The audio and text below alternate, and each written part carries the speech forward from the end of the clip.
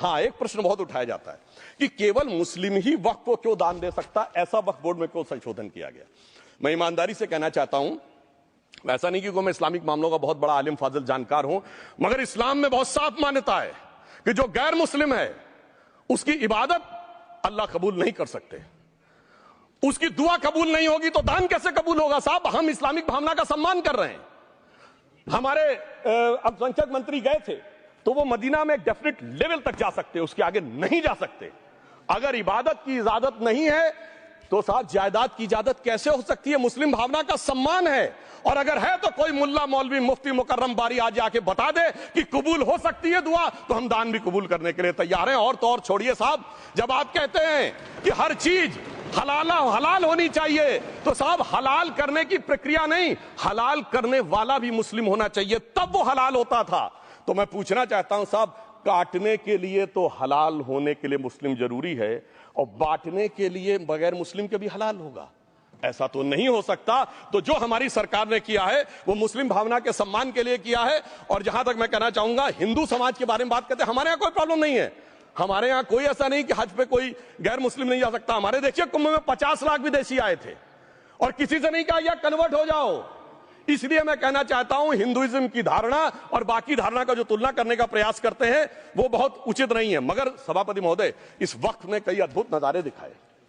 इस्लाम में जो काफिर से ज्यादा मुशरिक और शिर्क को बुरा माना गया, नहीं जो भगवान को माने ही नहीं।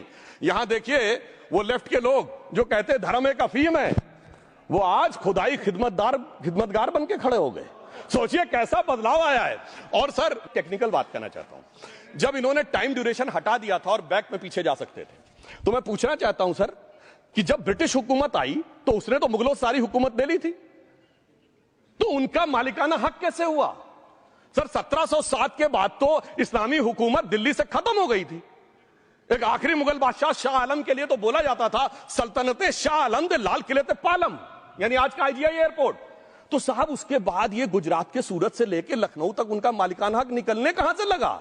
अरे भाई, जब दिल्ली को कैप्चर किया था अंग्रेजों ने तो सारी जमीन अंग्रेजों की थी। तो जब मैं अपने कांग्रेस के मित्रों से पूछना चाहता हूं, ये जब गवर्नमेंट ऑफ इंडिया एक्ट में पावर डीड ट्रांसफर की थी तो पढ़े नहीं थे क्या, या खोखले कागज पर साइन कर लिए थे, या कागज सही था, आप खोखला करने की बात है। मैं पूछना चाहता हूं, जब 250 साल तक वो हुकूमत ही नहीं रही तो उस हुकूमत के फरमान की लेजिटिमेसी कैसे हो सकती है। ये मैं कानून विदों के लिए भी एक फूड फॉर थॉट रखने की बात करता हूं। और दूसरी बात मैं कहना चाहता हूं, ये किन हुकूमतों की बात कर रहे हैं सभापति महोदय। अगर सूरत नगर निगम पे दावा है मुगल के जमाने का और तमिलनाडु के मंदिर पर अरकाट के नवाब का, सभापति महोदय ये वो हुकूमतें थी जो जजिया लगाती थी, ये वो हुकूमतें थी जो जिम्मी का कॉन्सेप्ट रखती थी, ये वो हुकूमतें थी जो गाजी की बात करती थी।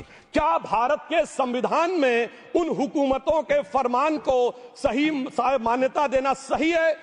बिल्कुल गलत है। मैं कहता हूं बाबा साहब अंबेडकर के संविधान में यदि आप ऐसी हुकूमतों के फरमान को रखने की कोशिश करते हैं तो this is fraud on constitution. और हमारी सरकार ने अगर बैकडेट से वो बंद किया है तो उस फ्रॉड को रोकने की पूरी व्यवस्था की है।